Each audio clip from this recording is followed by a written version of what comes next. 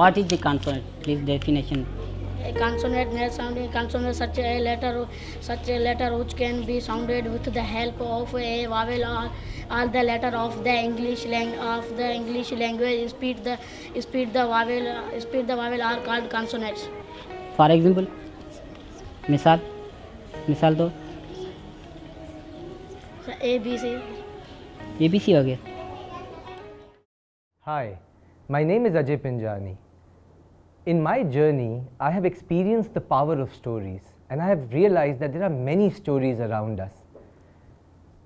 Today, I would like to share with you 3 stories which have tremendously influenced my own journey. The first story is about a 12-year-old youth who used to live in Swat. And Swat is in the northern part of Pakistan, and he was a school-going child. And one day, and at a point in time, there was an incident and there was an insurgency due to which the entire family, and not only his family, but many families had to migrate, and they had to be displaced to cities like Karachi. I was working with an organization where I was volunteering, and we were doing a summer camp, and I met that child over there. We didn't exchange names. We met, we played snakes and ladders, we played different games, and the first day, the second day, the third day, the day came where he had to depart and I had to leave. And at that time, he shook my hands and he asked my name. And I said, my name is Ajay. And he was shocked. Ajay is clearly a Hindu name. We've watched Bollywood films and we know that, Ajay is clearly a Hindu name. And the child was just confused. He was unable to fathom that if I know a person, how could this familiar person be somebody whose faith is not familiar to me? And you know what he said to me? He told me that it's impossible, you're a Muslim. And he was a Muslim like any other child in that particular community and never met a Hindu child or a Hindu adult. And to his confusion, he remarked further and he said, can you say this particular verse? And I repeated the verse. And this verse was from the religion which he proclaimed. And he shouted that you have converted. And I was really surprised. I was really surprised because it did not make sense. And then when we met, and he knew that I had not converted. He just knew that. When I left, he did shake my hand, he did hug me, he did smile, we did exchange smiles. And that story really taught me about what we learn, how difficult it is to unlearn, or how easy, depending on how we react or respond to situations. Let me tell you a second story. And this story aligns a lot with the work I do. This story is when I was studying in India. I was a student who was the first Pakistani student to study in the university in India as a Pakistani. And because I was studying Masters in Social Work, I was doing field work in prisons. And one of them was an observation home. This observation home was particularly in the center city of Bombay, and this observation home was where children are kept for observation purposes. They are picked up from streets so that the state can become their guardian when they don't have their guardian. They could be those who are in child labor, they could be those who are accused of begging, or they could be those who are wandering around for certain aspirations of their own and they have left their families. Now when these kids, there were around 400 of these kids in that particular observation home. What was remarkable is that in the entire month I worked there, in the first month, I reckoned that nobody took their names. Their names were 1, 5, 7, 10, 14. And something which was much more unimaginable was when I stood outside this observation home, the gate said observation home, but when you ask people around that particular community who have been living there for a long time, where is the observation home? They would have staring faces, they wouldn't know what we are talking about. And then when I'll talk about the context and they'll say, oh, bachcho ka jail, oh, you're talking about a prison where the kids are. You're talking about prisoners of this particular age. One day we did an experiment, me and my colleague, and we thought more than an experiment, it was something we wanted to understand. And because our job was to build trust, and to build trust you have to be with them. So what we did was, it was something minimal. We sat there in their prisons, because it was a British time prison, so the community was not wrong to say it was a prison, and they were sitting in their bars. There were hundreds of kids, and we sat with them and we asked one child that, can we have food with you? And he was surprised. He offered, but also cried. And at the same time, in the next 5 minutes, we saw 50, 60, all those kids lining up, asking us, "Hamari plate se bhi khana kha lein, can you please eat from our plate?" And to date, I wonder, what did they want? What do they want? Which part of identity in their own are they searching for? Which part of familiarity, which part of association are they belonging and longing for? And these two stories have really, really stayed with me and have made me come into education. Because I want to understand what is this education for, which creates such societies where children are left with such identities and such bewilderment. The third story is my own story. And I'll keep that brief. When I was in grade 6, 8, I failed, and I failed in subjects, but the label was much stronger. The label is always that you have failed, and that's the label we carry with ourselves, and that's the label I carried with myself. If my mother was not there, who told me from very childhood that happiness is within you, it would have been very difficult to sit here. It was unimaginable, but to sit anywhere was unimaginable. And when I was in university studying political science, I read about conflicts, read about nations and nationalism, read about peace and conflict, and at the same time, for the first time, I googled the term education. And what I found was very surprising. What I found was there was a term, a Latin term, educere, and educere basically means to bring forth from within. Now that was so surprising, because all my life before that, I thought that education was about receiving. It was about somebody giving to us, somebody from outside telling us what is this, the information, the attitude, the values, whatever that is, but it is external. And I had failed. And it is because of my family and because of my privilege I was able to come to a university. Otherwise, many children are unable to access that. But then I learned that it is not about that. It is about the environment. So that everyone has within them a capacity to grow, but they don't know. I didn't know.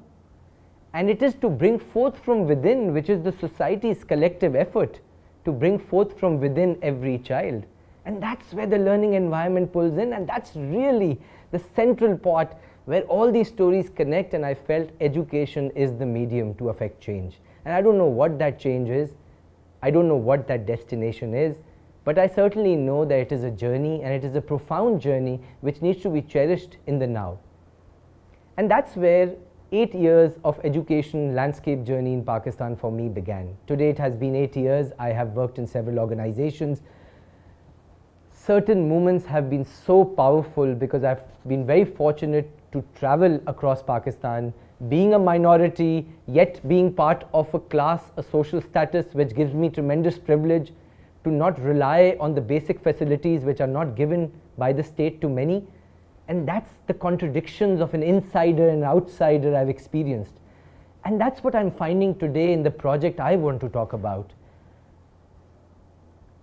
Today, I work with an organization which is named the Citizens Foundation. The Citizen Foundation is a very unique project. It started 25 years back. It started by 5 people who sat down together, who were concerned, and today labeled as philanthropists, but they were concerned citizens. And they saw a tremendous concern in the country. 25 years back, not much has changed in a lot of those concerns, but the figures may have, but tremendous stories have been impacted to date. They started with 5 schools. They started with the agenda, can we bring schools to children rather than children walking to the schools? So the agenda was simple. Have a school within a community. have a school where government is unable to access, where many a times private institutions are unable to access, keep it free of cost, keep it with accessible for the community, have localized teachers. And what we see today is 250 plus thousand students. What we see today is 1600 plus schools, 12,000 teachers, 400 principals. And certainly what came about was three major areas. It was concern, hope, and trust. The concern was far-fetching. 25 million children out of school, 17 million children in school, however facing very difficult conditions to learn. What they went was towards community-based learning. With the 12,000 teachers intervening with communities, they had a lot of decisions to take and tremendously have worked on continuous improvement as a basic guiding principle and school leadership as a fundamental floor to pitch upon. Being the largest not-for-state education provider in Pakistan, the Citizens Foundation is found everywhere across the country. And that's remarkable. That's remarkable because the students and the teachers and the community represents the entire diversity and heterogeneity of the country. And when the organization had schools over there, one of the fundamental questions was about language. And which language should the students study in? Yes, the aspiration is for English. And in that aspiration, in that urge to fulfill that aspiration, many a times, many institutions have forgotten the journey the students experience because of that desired end. The Citizens Foundation was conscious about that and chose to go with a language which is rather familiar, if not the most familiar, and that was the national language, Urdu. However, it was always felt that this is not sufficient, this is not substantial, and there needs to be more research. There needs to be more research to understand what is best for students, not from a political perspective as language has often been driven, not from a social perspective, not from a parent perspective, not from a destination perspective, but from a child-centered perspective. And that's where in 2018 we sowed the seeds of a research. We created a team within the organization and we wanted to understand what is the role of language in education. We studied models of multilingualism outside, and that's where the term came up, mother tongue based multilingual education. UNESCO documents, World Bank documents are filled with this particular terminology. We wanted to understand what does it really mean? Why is mother tongue so important? What is that role? Because everyone speaks about English is very important, that is the aspiration language. I am speaking to you in English. I can connect with the larger audience, all of you in English. Certainly it is important. It gives us access to opportunities, to work, every aspect. So we wanted to understand what is our context. And when we studied about Pakistan, we found that there are 70 plus languages spoken. Why? Because there are 70 plus cultures. There are 70 plus cultural repertoires. There are 70 plus traditions.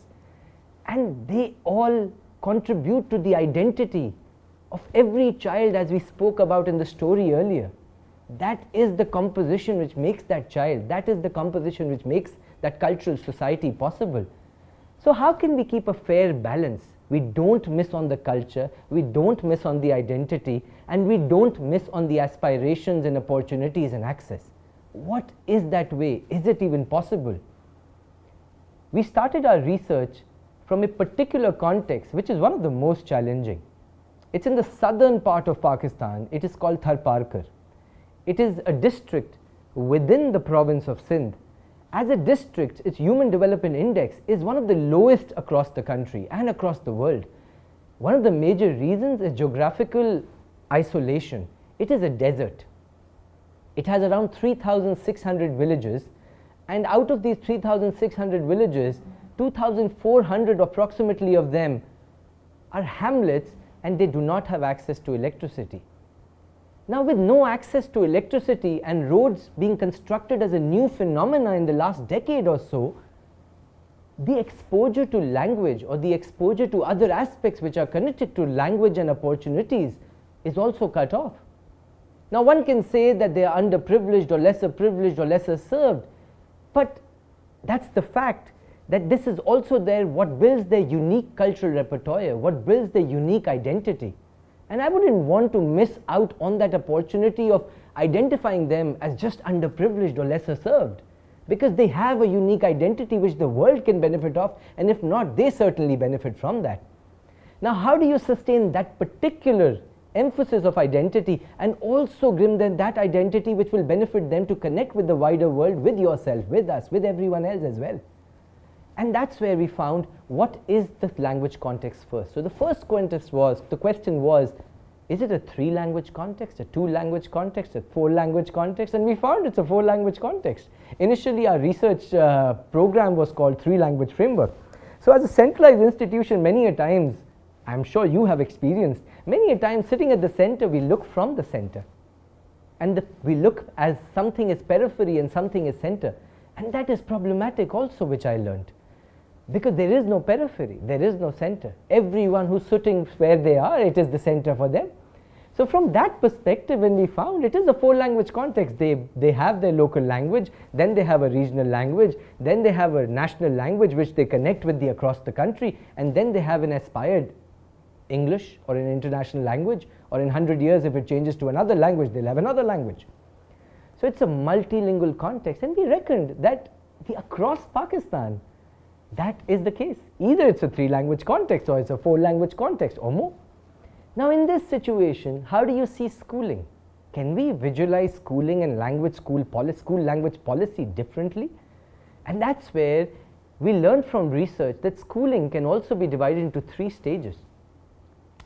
So the child comes to us at the age of 5. Often as a centralized institution, we open up a school with the donor management support, every other support, or with the government support, and we have a child entering us at the age of 5. At the age of 16 mostly, they have to leave our system, and then they have to go to college. And many a times as the Citizens Foundation itself, the colleges are not under their control. The colleges are government funded or private funded, and then the college medium of instruction may be largely English, which is the fact in Pakistan and maybe in your country too. And from there onwards, the university is largely in English, because all the opportunities and access to materials is in English. So we understand that's the destination point in terms of language. We have to also recognize what is the beginning point. Is the child coming empty-handed? Because that's what I thought of what education was. But when I learned education was educare, that basically means that the child has a lot within themselves.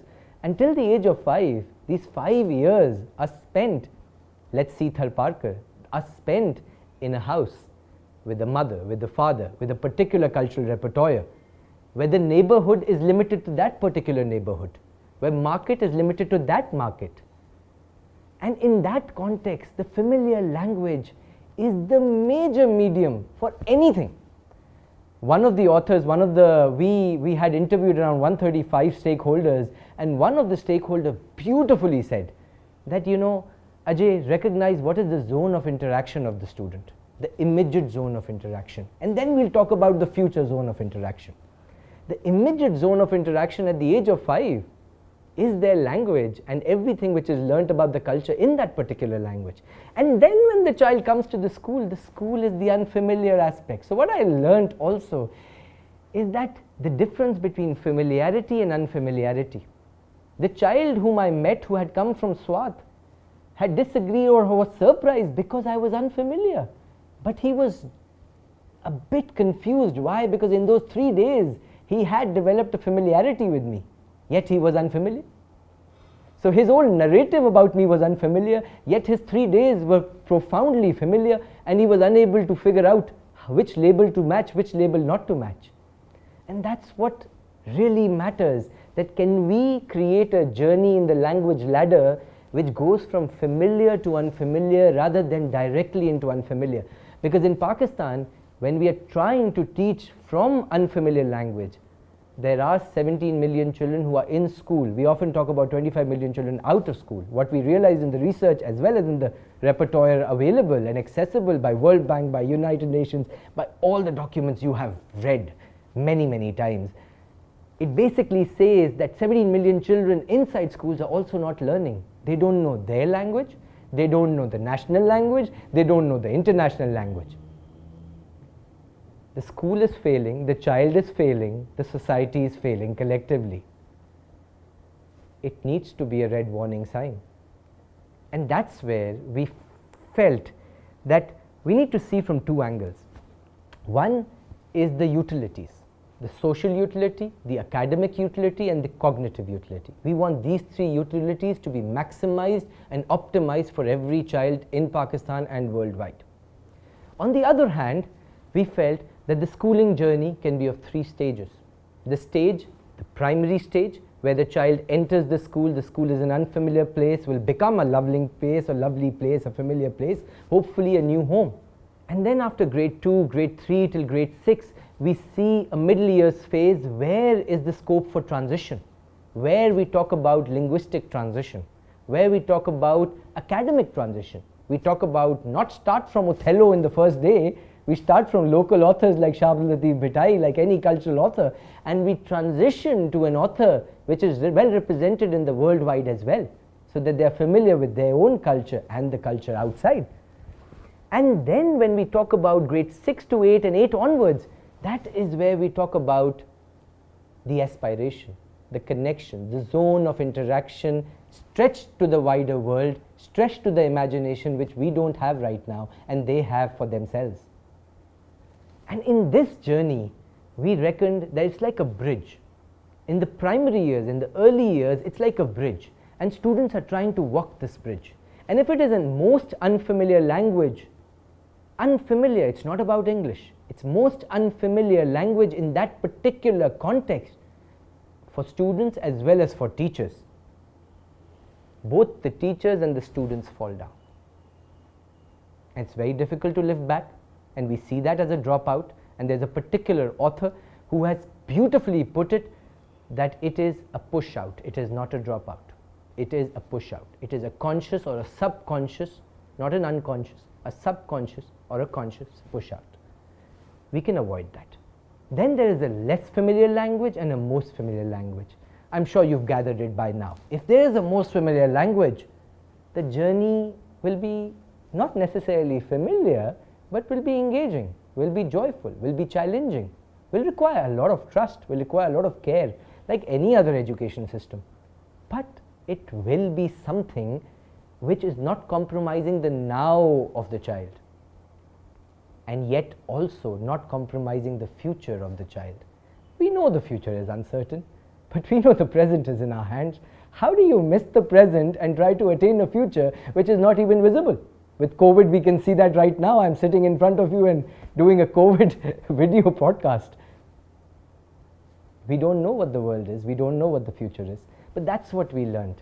And right now, fortunately, the Citizens Foundation has developed a team, and we've got the third element of Citizens Foundation, which I said was trust. I did not emphasize a lot on that.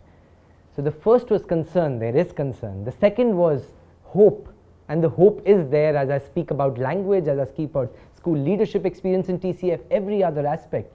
And the third one is trust, not only in your own will, but in the capacity which the world will offer to you, because we are on a track where we believe that the intentionality is very, very clear.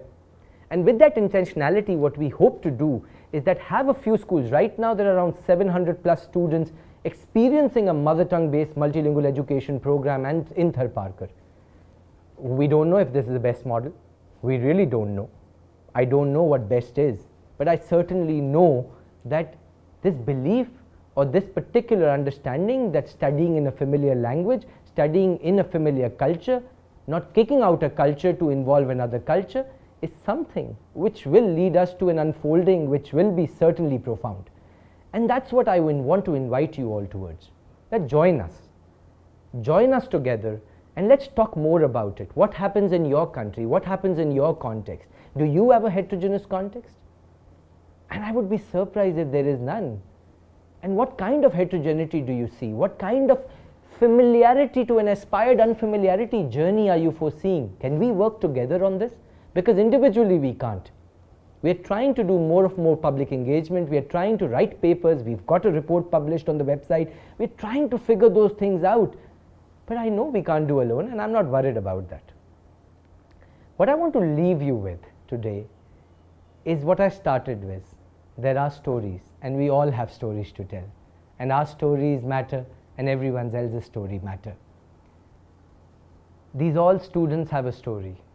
All these 25 million children, students who are outside school, all these 17 million children who are inside school, everyone has a story. Can we uplift and make their stories profound in the now and rely on the beauty of unfolding with trust and care and hope? I believe we can. I hope so, you too. Thank you. ढाटकी में एक चवणी आए त देश छॾे वेश छॾे पर आपरी ॿोली न छॾे।